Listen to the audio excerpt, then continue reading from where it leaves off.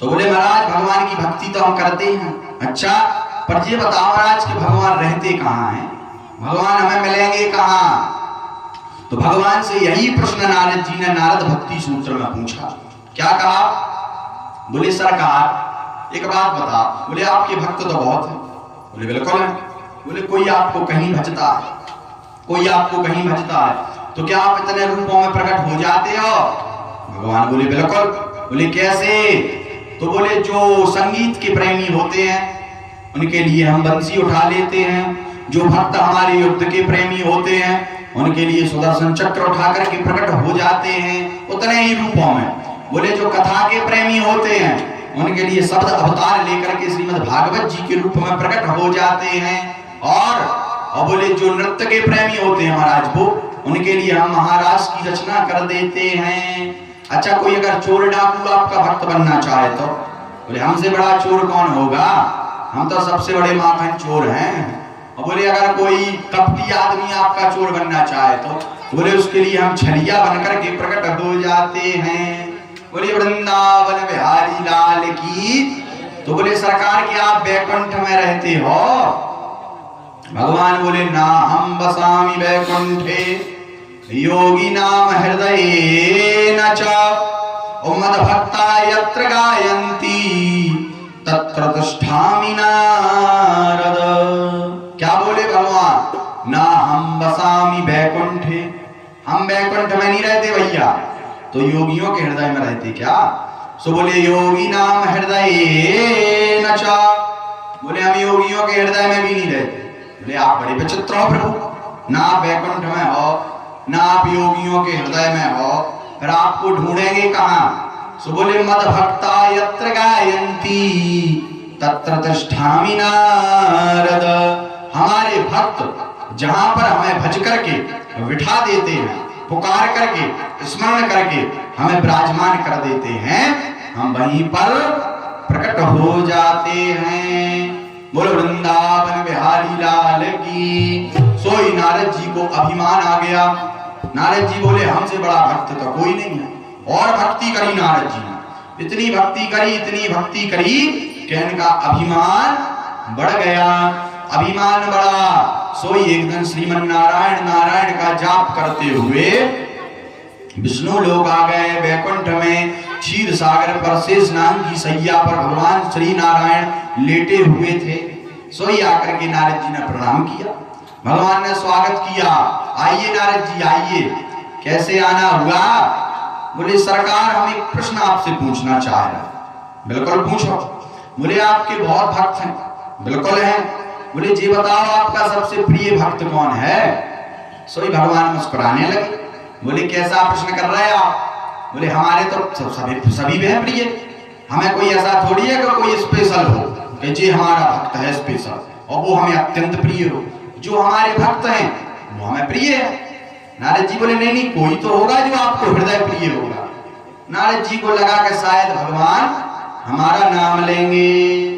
भगवान तो सब जानते थे, अंतर्यामी थे।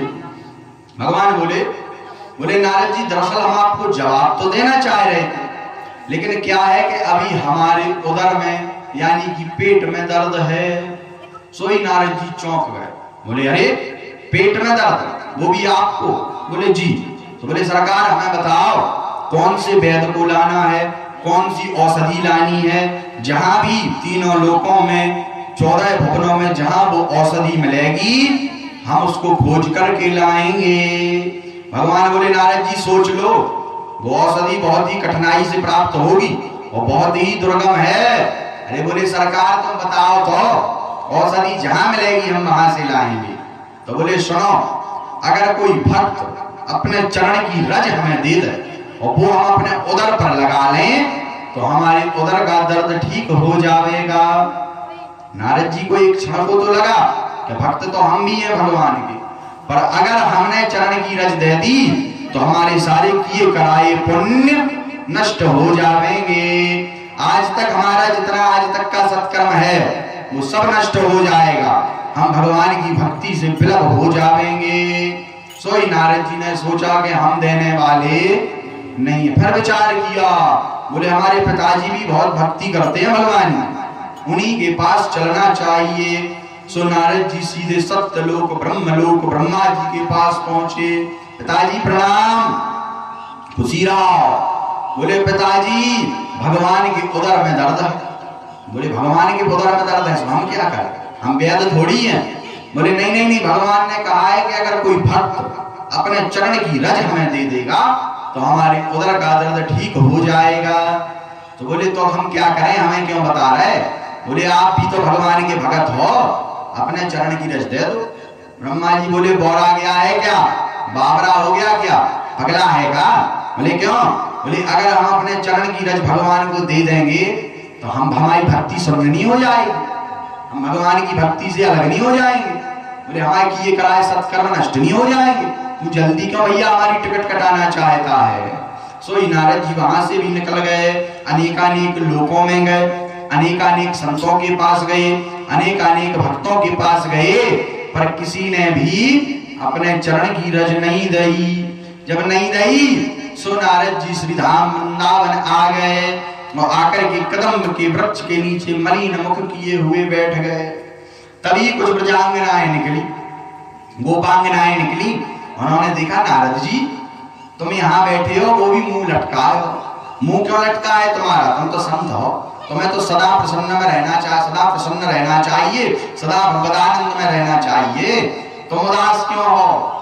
सोई नारद जी बोले दरअसल बात यह है कि भगवान के उदर में दर्द है।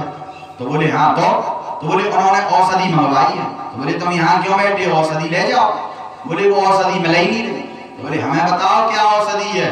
सोई नारद जी बताने लगे भगवान ने कहा है कि जो भक्त अगर अपने चरण की रज हमें दे देगा तो हमारे उदर का दर्द ठीक हो जाएगा। सोई गोपियों ने ना आओ देखा ना ताओ, सदा राग अनुराग और स्वभाव में जीने वाली गोपियां, उन्होंने चरण को लिया, जमीन पर धूली पर रज पर घर्षण किया और रज उठा करके नारद जी के हाथ पर रख दी। जाओ जाकर के हमारे भगवान को दे देना, कह देना लगा लो, ताकि उनके उदर का दर्द ठीक हो जाए। अरे नारद जी बोले सुनो तो। बोले नहीं सुनने का समय नहीं है, जल्दी जाओ, भगवान पीड़ा में है, तुम यहाँ बैठे।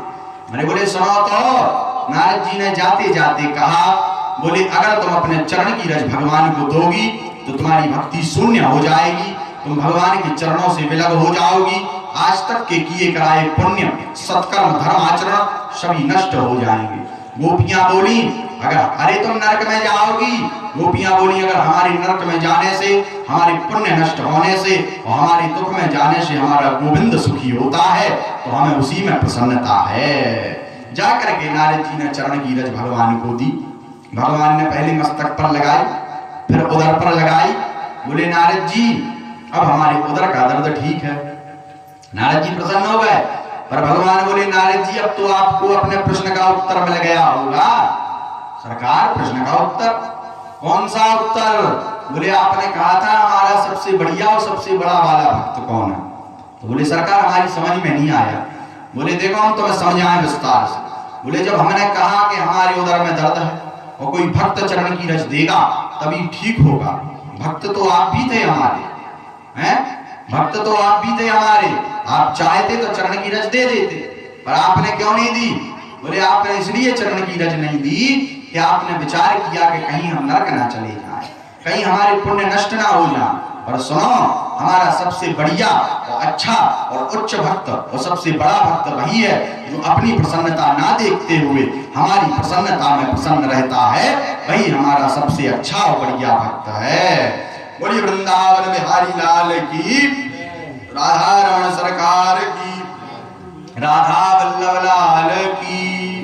तो भगवान ने क्या कहा, भगवान क्या कहते हैं। बोले जो हमारी प्रसन्नता में प्रसन्न है वही बड़ा भक्त है। इसीलिए तो कहा सीताराम सीताराम सीताराम कहिए और जाहि विधि राखे राम ताहि विधि रहिए। सीताराम सीताराम सीताराम कहिए जाहि विधि राखे राम ताहि विधि रहिए। जिस अनुसार भगवान आपको रखें उसी अनुसार चलना चाहिए।